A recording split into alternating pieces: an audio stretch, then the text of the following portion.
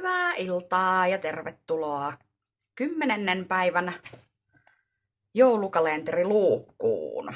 Tänään ajattelin kertoa teille vähän joulusimaasta ja vähän sen historiasta. Itsellänihän kuuluu tietysti rituaaleihin, tosiaan viimeksi mainitsin sen kuusenkerkkäyskän lääkkeen, mutta myöskin tänä jouluna ajattelin tehdä jouluviiniä, niin kuin olen kyllä tehnyt useampanakin vuonna. Mutta se nyt ei ole ehkä ihan tämän kaltaista, mutta tietysti täällä on resepti ihan tee itse joulusimaa, joten sitäkin voisi tietysti joskus kokeilla. Mutta pidemmittä puheitta mennäänpä historiikin pariin.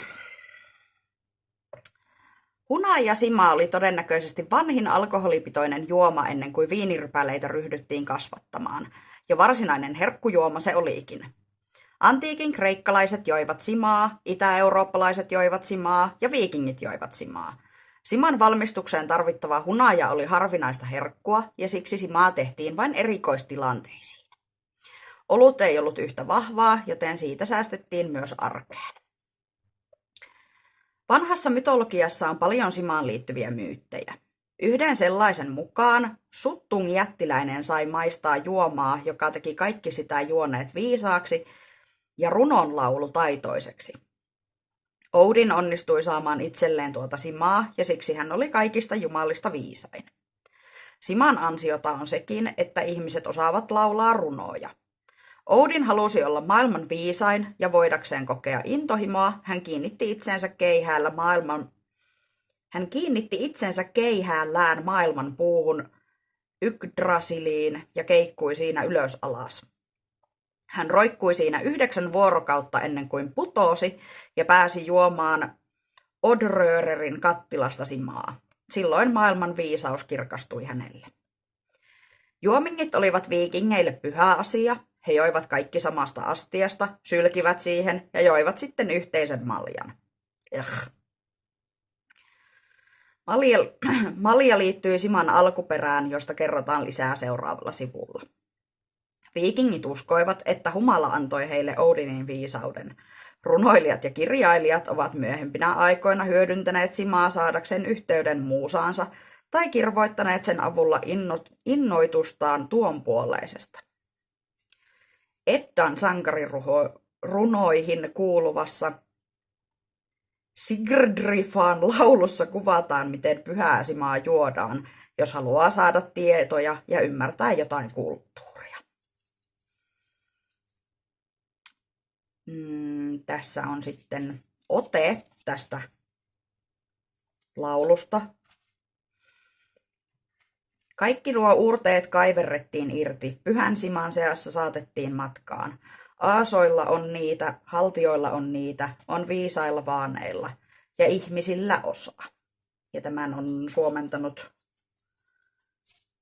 jostakin kielestä Aale Tynni. Mistä jumalat ja ihmiset saivat simaa? Ensimmäinen sima valmistettiin Kvaaserin verestä. Hän puolestaan oli syntynyt 2 jumalasuvun Aasojen ja Vaanien syljestä samalla, kun suvut monen sotaisan vuoden jälkeen solmivat rauhan keskenään. Kvaaser oli niin viisas, että hän osasi vastata kaikkiin kysymyksiin. 2 kääpiötä halusi hänen viisautensa itselleen ja tappoi hänet. He kaatoivat hänen vereensä 2 maljaan nimeltään Son ja Bod. Ja kun astiat täyttyivät, loppu kaadettiin 3. astiaan, Oderirin kattilaan. He sekoittivat vereen hunajaa ja kaikki, jotka joivat lientä, muuttuivat viisaaksi ja osasivat kirjoittaa runoja. Eräänä päivänä Suttung jättiläinen sai simaa käsiinsä ja piilotti siman Hintbjorkiin, mistä hänen tyttärensä Kunlod vartioi sitä. Oden sai kuulla tuosta viisaaksi tekevästä ihmejuomasta ja halusi sen itselleen. Hän hurmasi Kunlodin ja nukkui hänen sängyssään 3 yötä. Sen jälkeen Kunlod antoi Odinin juoda 3 kulausta Suttungin simaa. Mutta Odin oli janoinen ja joi kaikki 3 maljaa tyhjäksi 3 kulauksella, ennen kuin jätti hänet kotkan hahmossa. Hän lenteli yli peltojen ja Osgardissa kaikki aasat olivat kaivaneet esille kaikki maljan muotoiset astiansa. Odin laski maljoihin simaa ja niin aasat ja ihmiset saivat runojuomansa. Juoma teki viisaaksi ja samalla se antoi lahjan kertoa tarinoita runon muodossa niin, että ihmiset jaksoivat kuunnella.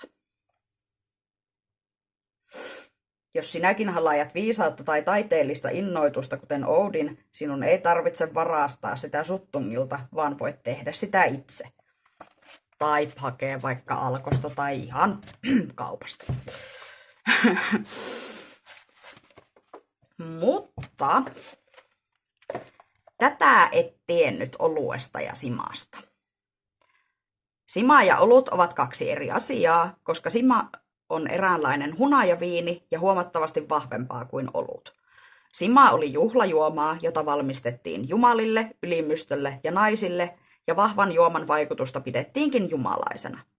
Olutta pantiin maltaista, ja se oli Jumalan arkinen lahja ihmisille. Skål. Sana skål juontaa juurensa olutmaljaan, josta viikinki-aikana ja sitä varhaisempina aikoina juotiin olutta. Kun juotiin olut sarvista, niitä lyötiin toisiaan vasten niin, että sarvesta roiskui juomaa toiseen juomasarveen. Se oli luottamuksen osoitus, jolla varmistettiin, että olut ei ollut myrkytettyä. Nykyisin on erilaisia oluita juotavaksi erilaisten ruokien kanssa ja erilaisissa tilaisuuksissa, mutta viikingeillä oli vähemmän erilaisia oluita valittavanaan. Oli uniolutta, hirvimetsäolutta ja raivoolutta, joista viimeinen sisälti ehkä kärpässientä. Kuka tietää? Kuherruskuukausi. Jo 4000 vuotta sitten vanhassa Babyloniassa morsiamen vanhemmat huolehtivat siitä, että sulhasella oli niin paljon simaa kuin hän kykeni juomaan kuukaudessa.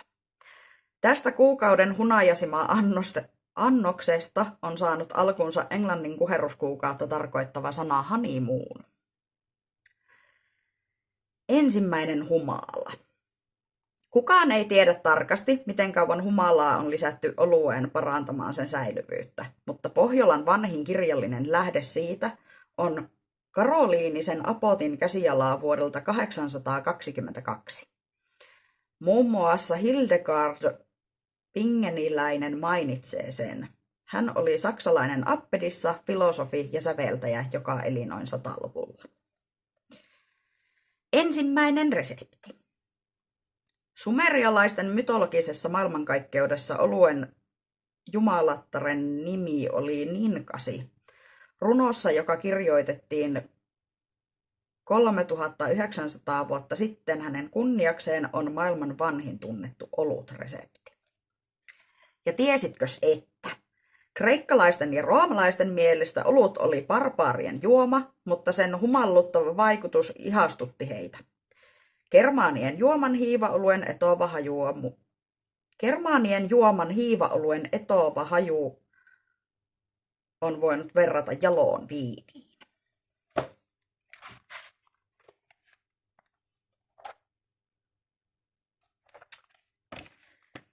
Ja sitten tietysti, jos haluaa tehdä itse joulusimaa, niin sitten kynät esiin.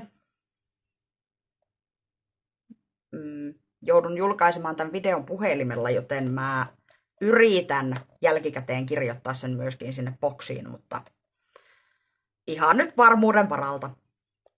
Eli joulusimaan tarvitset 6 desiä hunajaa, 5 litraa vettä, 2 teelusikallista kanelia, 2 teelusikallista neilikoita ja 1 teelusikallisen inkivääriä. 1 sitruunan kuoret, kourallisen humalaa ja puoli ruokalusikallista viinihiivaa. Kaada vesi kattilaan, lisää hunaja ja mausteet. Keitä, kunnes kattilassa on 4 litraa jäljellä. Lisää hiiva ja peitä kattila kannella. Anna liemen tekeytyä 3 päivää ennen kuin pullotat siman ja suljet korkit.